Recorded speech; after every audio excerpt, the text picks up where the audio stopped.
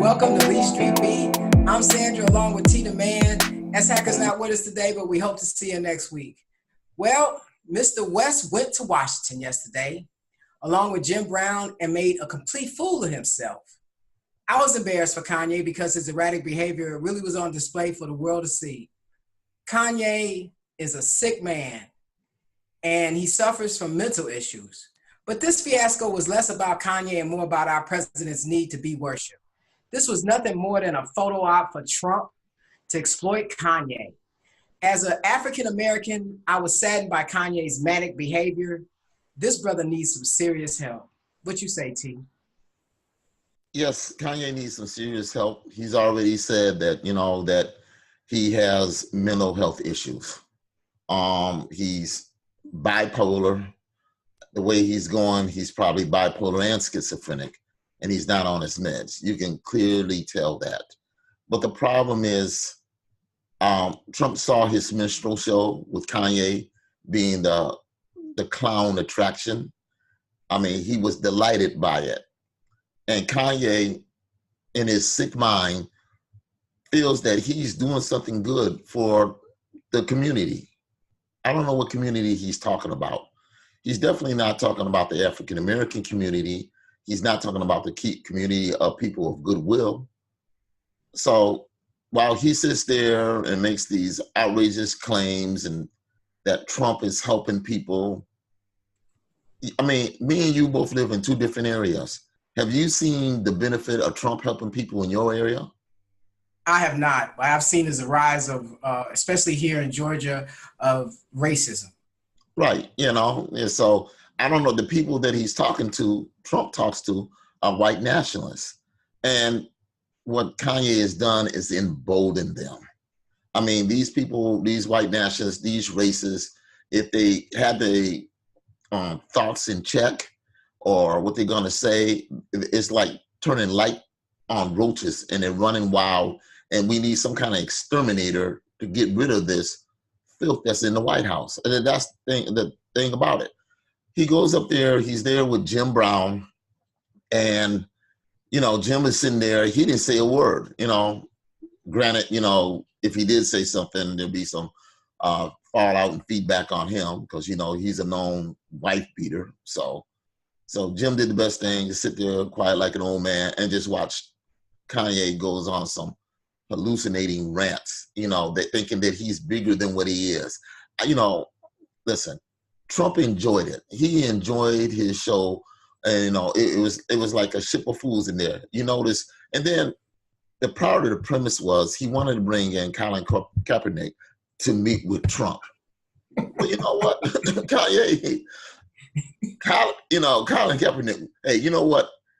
Unlike you, he's no fool. Exactly. So that's he was not going to meet with Trump because Trump is not going to, serve his goods or, help his cause any. So why would I meet with somebody like that? And, Kanye, what, you think you're going to get some album sales? Well, listen, the Hillbilly Mafia is not going to increase your album sales. Your album sales come through African Americans and maybe young, progressive white kids that like your music, but you're going to lose your audience. Now, your wife, she says, well, I think Kanye is doing a great, wonderful thing. Well, you know what? That's fine. She defends her husband. But you know what? She doesn't have the educational background to be doing this. And people equate like intellect because they have money. A lot of stupid people have money. Donald Trump, he has money. Exhibit A to the court. Not smart. You don't have to be smart to have money. You just have to be cunning sometimes and ruthless, cutthroat, and thieving. Those are all characteristics of somebody who can get money. A lot of smart people aren't the world's wealthiest people. They don't have to be because they're smart. So that said, it's just a sad thing. And, T.I., who has collaborated with Kanye, who tried to defend Kanye, and he just basically came out and says, he said at one time it was a pleasure to work with you, but now I'm ashamed I've ever been associated with you. Exactly. Those strong words. And T.I. is not the only rapper that's saying that. There are others out there that say that. Yeah, well, we were all, kind of hoping that Kanye would hold it together so that him and Jay Z could get together and do Magna Carta too. It was such a great collaboration. I was a big fan of that CD. I wore it out.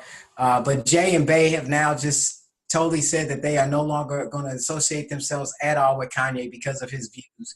And of course, you know that Jay and Bay did support and openly President Obama, but you know they stand on the right side of history with this. We got Kanye out here not on his meds, speaking erratically. Nobody can stand with him. He represents himself. He went through just a litany of different subjects yesterday. Really wasn't able to tie any of them together.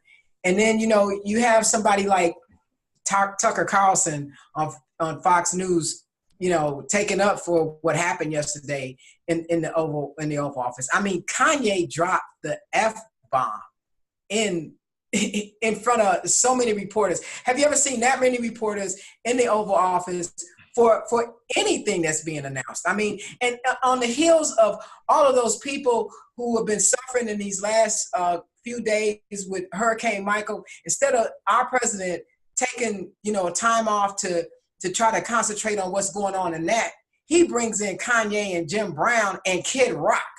I mean, this presidency is just a reality show that is just gone completely off the rails. I'm just heartened by it. I'm ashamed of what Kanye is doing to himself.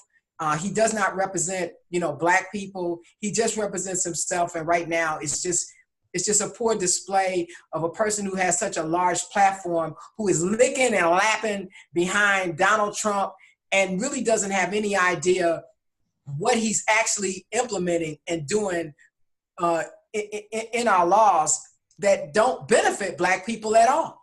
It doesn't benefit anybody of goodwill. You know, the thing about Kanye, you know, going into the Oval Office, and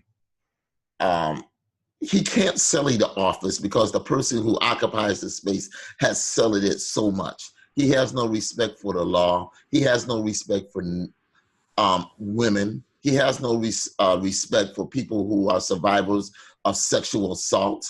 He has no respect for other nations. If you're not like me and strong and powerful and you're not exploiting somebody, you're considered weak. You know, this is what authoritarian dictatorship looks like. We're not used to that. I mean, maybe people in some of those countries that he likes to go to, like Saudi Arabia and Russia, you know, where Putin and King, whatever his name is, of Saudi Arabia, where they have complete control. This is America. We're a democracy. And just because Paul Ryan and Mitch McConnell surrendered the democracy to you doesn't mean that the American people has surrendered democracy to you. I will see him in November. I just, you know, I really, yeah, we definitely have to vote. I don't think that Kanye really understands the ramifications of what he said and done. I think that, you know, hopefully he'll get back on track, and it'll be unfortunate when he looks back and sees what he's done. And you know what? He can't take it back. You know, he's said some things in the past, and then he's turned around and he's tried to, you know, say that, you know, he was sorry. He didn't really mean that. But you know what? Him hugging on Trump, him saying that the hat makes him feel like he's Superman with a cape, him saying that, you know, I love Hillary, but Hillary doesn't make me feel like I can go and play ball with my son. I'm like, what does that have to do with anything? If he feels like he's Superman with a cape, Trump is kryptonite. Okay? Now, I don't know why he can't feel that he has to put on a Magna hat to go play ball with his son. You know, I mean, what? There's plenty of fathers out here who play ball with their son and play ball with their daughters, and they don't have to put on a Magna hat because they know what it is to be a father. They know what it is to have their kids respect them. And Kanye, whether he knows it or not, he's embarrassed his family. He's embarrassed his legacy. He didn't embarrass me because I know a fool when I see one. He, you know, I mean, all our families have a fool, and we just say there's cousin Kanye, the fool of the family. Exactly. Yeah. Yeah, I really feel like Donald Trump exploited him. He was smiling and grinning and looking at all the reporters there. and everybody really was appalled when he started, beating on the table. I mean, everything in that office, we look up to. And now that, Donald Trump has been there, and now that he's brought in all of these idiots in there, it'll never be the same. I don't know I if hope when ever. Trump leaves office, they disinfect it and get rid of all the stench that he's left behind. That includes Mike Pence. Just disinfect it. Put somebody in there that actually knows what the office is about and has respect for the office. But you know what? Listen, get off of Trump. We can go all night with Trump because he's like the trash that you throw out that just keep coming back. He's like an infestation of roaches, and you just can't get rid of them. You spray them a while, and then suddenly they just show up again, and you say, I cleaned. So now you're just getting crazy. You're going to say, hey, you know what? I just have to burn this damn house down and kill all the roaches. Well, I'm going to try to put off a couple of them black flag bombs first before I burn the house down. Okay. But, here in Georgia, we got some real issues with this election coming up. Of course, Stacey Abrams is running for governor, and we have Brian Kemp, who is Secretary of State and also running for the governor. And he's been doing some very, very foul things all along, and they've been putting lawsuits. And so now we still have issues. Civil rights groups are suing the Georgia Republican Brian Kemp for over 53,000 pending voter registrations. His exact match requirement is in violation of the Voting Rights Act, the National Voters Registration Act, and the First and the 14th Amendment. He's been brought to court before, he's lost, and he's found a way to, enact this law for exact match. So let's just say that there's an extra space when the people put your name in, then that puts you over here in this side, you're disqualified right now for voting. There was one person whose name was Devin, and they spelled it Devon. And so, now he's having his, rights for voting being questioned. They're getting together, and hopefully they can, find him guilty. This is but by design. Listen, that Secretary of State, all these Republican Secretary of States, I would say the majority of them, you know what? He knows that he's in a tight race. If he can stop 53,000 votes of African Americans, because he knows those votes aren't going to him, he will. And that's what he's going to do. He's going to try to tie it up in the court so you don't have to count the vote. He's betting on that if it goes to a federal judge, of course, he'll appeal it to the Supreme Court because his friend Brett Kavanaugh now sits on the bench. And then Brett has always voted against civil rights. Absolutely. So it was the Supreme Court that gutted the Civil Rights Amendment, and it was just left to I don't know why it had a limitation on it, but it was because most people think after 20 or 30 years you would got the message that this is the way to do it. Now you got to start the clock all over again. Exactly. Listen, Stacey, I know she's on TV and they're talking about it. They're filing stuff in court. You're going to have to get out there. You're going to have to protest. You're going to have to make this election like you make the election with Brett Kavanaugh. You're going to have to bring people to the thing. But the problem in Georgia is that the population that really votes are in the urban areas. Like in Atlanta. Well, Stacey has been out and about. I know she's been out and about, but the majority of her voters are going to come from the city of Atlanta and the largest cities in Georgia. For sure. But thank God she's gone out to these rural communities. Yes, she has. And she has gotten a lot of people registered to vote. And of course, that scares these Republicans out here. And so they have to do underhanded tactics in order to try to win. And I just. Well, listen, they win at any cost, Sandra. At any cost. There's no rules. If we can cheat and win, we cheat and win until we get caught and punished. That's how they go about it. They don't care, They do not. So we have a lot to unpack. Susan Rice's son, who's president of the Republican Party at Stanford University in California, is suing some young lady out there because he said that she assaulted him by pushing him in the chest. Apparently what happened was she was filming him or he was filming her, and she told her to get the camera out of her face, and then she pushed them back on it. And I guess in California, the thing is that you can't film nobody unless you have their permission, even in public, which is different from most other states. So that's what that's about. I don't know how Susan Rice, I understand that you people could have different opinions and living in the same household, but as a young man, and I guess maybe he doesn't think that he's a man of color. So, and he feels emboldened like that. He's a big time Trump supporter.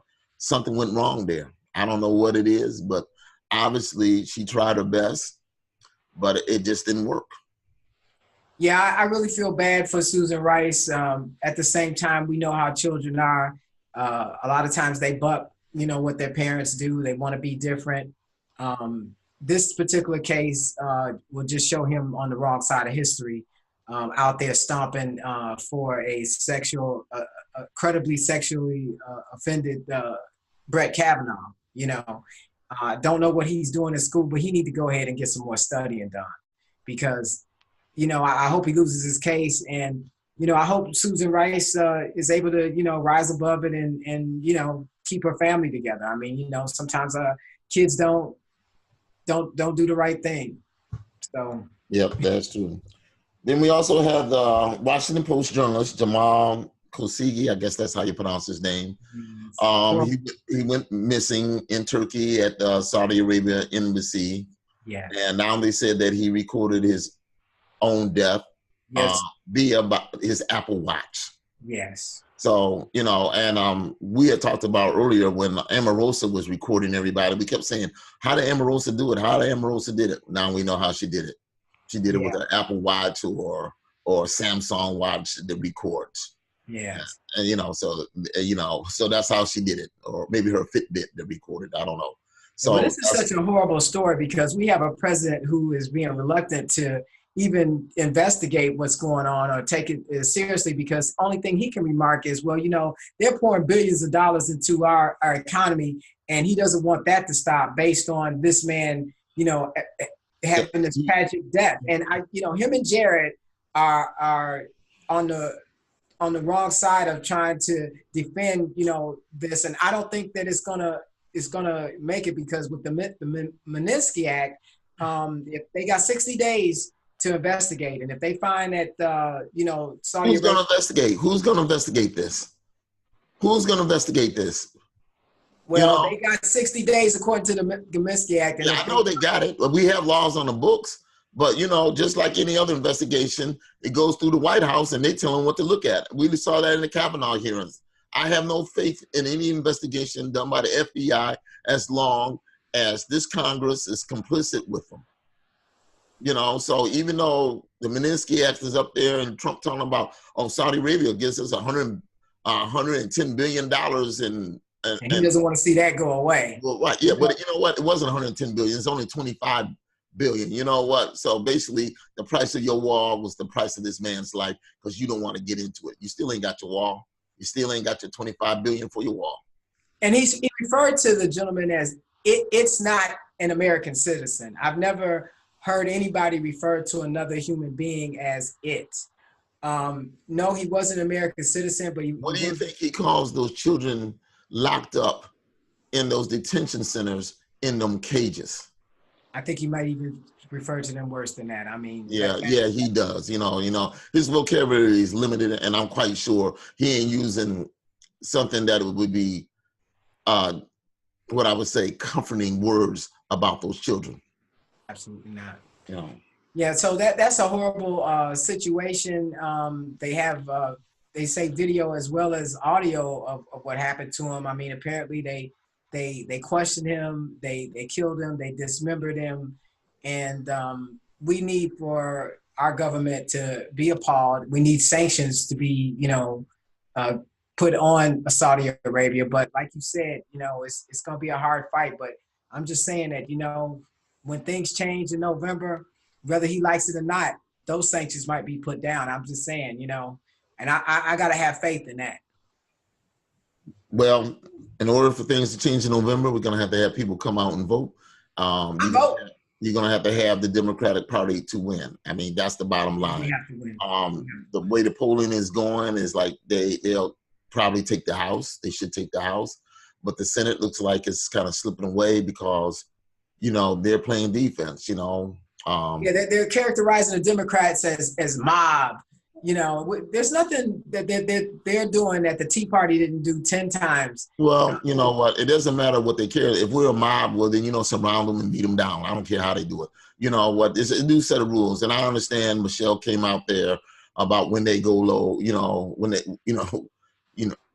go low, we go high. You know, I'm like Eric Holder. When they go low, kick them. We kick them. Yeah. In fact, I just say, you know, and like Habilani said, hit back harder. You know, so. Exactly. Well, you know what? There's a couple of stories that we need to cover that really alarmed, I think, both of us. We have a situation where a 13-year-old boy was, you know, walking in the store and he, I guess, brushed against this white woman, and she started freaking out and claiming that this 13-year-old boy sexually assaulted her. I'm telling you, the boy is crying, his sister's crying. If you see the video, it's heartbreaking. I mean, I don't understand what it is that makes a person treat a child like that. I mean, there's no, they looked at the video. The young boy did not sexually touch her in any manner. And they say that she's known in the neighborhood as somebody who is troubled. But I'm just saying, what is going on in America now? I just think they're all emboldened to just be racist and be crazy. But these are children. They don't care, Sandra. They don't care. Why you know, they don't care. You thinking that they got some kind of good, they don't, you know, listen, it's like genocide. You know, when I kill you, I want to kill your kids too, because I don't want you coming back at me. You know, this is how they think about it. I saw that video. That little boy maybe might have brushed up against her. You know, there's other people in the store, not only African Americans, but another white lady said he didn't touch you because everybody saw it. But you know what? She did it for the attention. This chick is off. You know what? They need to charge her for filing a false police report. I don't know where she work at, but somebody need to fire her ass because she don't need no damn job. You know, maybe she just took her right on down to the pokey. Yeah, you know what? Maybe she does need mental health. Maybe she's off her medication. Then take her to Bellevue, lock her up, give her some like a 30-day observation or whatever the hell crazy folks need. 6 months observation. Well, because they say she's a problem, and she's been known to be a problem. But I just really felt so bad for the family. I felt bad for the young man. I mean, we can just say right now that he's scarred for life. You know. You can't brush up against somebody by mistake without them, you know, saying something that could really get you in trouble, you know. And you got police responding, and there's just no reason for it. And I'm just tired of reading these stories all the time. And speaking of another story, we got a young black man who was with 2 white children that he's a mentor to, and that he also babysits them. And a white woman saw them in the store and decided that it didn't look right to her. So what she did was they were at Walmart with him. And they were at Walmart. Yeah. It was at the Subway, and she saw him and she thought there was something wrong. And then she followed the man and he asked them. That case I'm just going to say it's a little bit different. I think, give her the benefit of the doubt, maybe he thought that this man was trafficking those children. I hope that's what her intent was when she called. I guess my question would be, would she have done it if it was a white man with 2 black kids? Would she have done it if it was an Asian man? I don't know. You give her way more people who might have done it. There are people who might have done it, you know, so then when she asked him, can she talk to the kids? He told her no, rightfully so. Well, no, he initially, she did speak to him, and the kids said that they were fine, but that wasn't good enough for her. Then she turned around and followed the young man to the home, and to his home, and I just, again, these kids, they were upset, they were scared, and the people who really, you know, thank God, you know, when the police came, they were able to talk to the parents, and it was the mother who said, I saw the video. The mother was like, really? The cops came there. He asked them Huh? My children are with a black man, and the police basically said yes. And that's a horrible thing for the police. It's a horrible thing for this lady who's entrusted this man with her kids, and it's a horrible thing for the kids. I mean, what are you teaching the kids? You know, Because you got these people who are hyper sensitive. Oh, if you see something, say something. But you didn't see nothing. Because he could be trafficking. It's better to to be wrong than something terrible happen. I mean, that's the way the society is. It is shame, but sometimes they're right. This case, she was wrong. She was wrong. It could have ended. If they had an APB out for this brother looking for him with 2 white kids, that would be different. But I'm saying that, as a person who is gay, the families look different now, Tyndale. I know the families look different. You got 2 women with kids. You got black and white people with kids. You got Asians, and you got different colors with kids. And I'm saying that if every time somebody sees something and it thinks they see something and they keep calling the police, it's ridiculous. They need to get more comfortable with what it is that they don't understand. Because if you don't see it, the kids didn't look like they were in any kind of pain. You asked the kids, it wasn't good enough for her. She had to go ahead and follow. I'll tell you something, boy. Woo, I'm glad it wasn't me, boy. I'm glad it wasn't me. Yeah, well, Sanders, you can't just, it's like killing a fly. You don't blow up the whole house to kill the fly. You get a fly swatter. Well, you know what? The fly swatter was those children's parents who were, who set her straight, and were really upset that, that she upset their children by thinking that, they're basically trying to say, you think I'm a bad parent, you think there's something unusual about this. T, we grew up around all kind of races. And think about us just walking down the street with the Rosinskis. How many times have I gotten, and my neighbors were racist, but there were times when we all played softball together that I was with them in a vehicle. I mean, nothing was ever said. It's just. Listen, I had kids come over my house. White kids stayed the night, got their hair braided like in dreads, riding around. The same way he was, I never got stopped because we live here in a more progressive city, so it's not that unusual to see mixed marriages, white kids with black families and black kids with white families.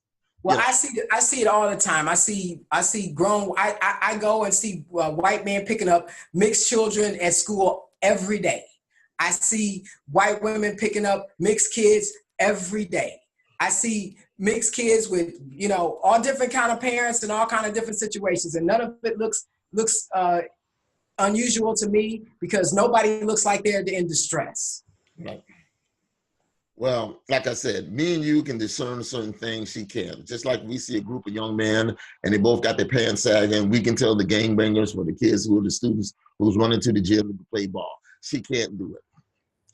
I hope she learned her lesson because if she keeps on doing this crazy stuff, somebody gonna teach her something, and she not gonna like that lesson. She really not. That's for sure. Okay. Well, so you know what? We're trying to fix the world here.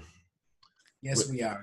So I guess one of the first things we need to do is get out there and vote for people of goodwill. Not so much get stuck with party identification, but people who try to do good for the greater justice for all of us. And what we got now is a world where it's hard. They can't distinguish between what is right and wrong. They're in that so-called gray area. They want to legalize or legalese everything they do. So, well, I didn't call him the N-word, but I was just expressing my feelings, talking to myself, so. Keep talking to yourself and stop calling the police. So that's where we are. They said, love your enemy as yourself. It's getting kind of hard to do that. Yeah, you got way too many enemies, I mean, people that you gotta have a whole lot of self-love, so that's all I gotta say, So, that's all we can do. We prayed for him, but you know what? I think we're gonna need a little bit more than just prayer. So I don't know what it is that we need to get out and get, but we need to have it or something, So, like they always say, there's something in the water. There's something not only in the water, but in the air too. That's right. So we gotta, I don't know, life is tough. And we got people out here who are mentally unstable in the wrong places at the wrong time. So we got to make a change for that. We just got to get the right people in the right place at the right time. And that's hard. So, along with the rest of everyday problems that we all have. So, but we just got to keep trying, and we just can't give up. No, we're not going to give up. We're not going to give in. We're going to try to stay strong, because that's the only way we can get out of this, Yep. We're in this situation for a reason, and we just have to, try to find the people that can help us, because there's too many of us that know, that can blatantly see that there's something wrong and that we have to do something about it. We have to be able to turn this around, because we're supposed to be able to get along with each other for the most part. We have more in common than anything else. So we just need people to recognize that, and we need people to have a much better heart. Right now, we got a lot of people out here. When you don't have love for another person, it's easy to find the differences between you and them. And that's what it is. A lot of these people are walking around, their hearts are cold, empty, and dark. They have hatred in their heart. They have self-hate. They're hating everybody else. And then they want to point out the differences, like, oh, he's different, that person's different. How heartless can you be to make a policy and say, you know what, when these children walk across this border with their mother, we're going to separate them from their mother. And not only that, we're going to put them in, let them sleep on the ground, on a concrete floor, in a cage, because they may escape. And we have no system of trying to track them. Where's a 3-year-old going to run to? We have no system on how to track them. We can't track their parents. That was by design. This is the same stuff the Nazis did. The only thing it is, they marched them to the detention centers. If they could, I'm quite sure Stephen Miller would have marched them to some kind of gas chamber, because they cost him money. Yeah, well, it's going to be a cost, and he's going to have to pay for it. And Absolutely. Fortunately, that he's going to have to pay for it with his soul. He's going to have to answer this. They all will have to answer to a higher power than them. That's right. So that being said, I just want to say this is Lee Street Beat. Everyone to stay up, stay safe, pray for one another. Try to help your brother, try to help your sister. Do good. If you can't do good, then don't do no harm. That's right. So that's what we got to say. So anyway, we'll be up on everything. We try to keep people woke and keep them up to date, and you know what? It's a battle, it's a fight. When good versus evil, you got to fight. You can't let up, because evil never rests. Never, ever. It's not. So we'll just keep on it. We'll keep in the battle. We're just warriors, Hey, we just load up, put some more armor on, put some more bullets in our gun with the truth, and we going out there and march on and shoot down the false lies and the fabricated stuff. So that's all we can do. So until next week, this is Lee Street B. I'm T the Man with Sandra Tucker. And S Hacker is maybe join us next week. We hope. We don't know. So anyway, she had prior things to do. But anyway, till next week.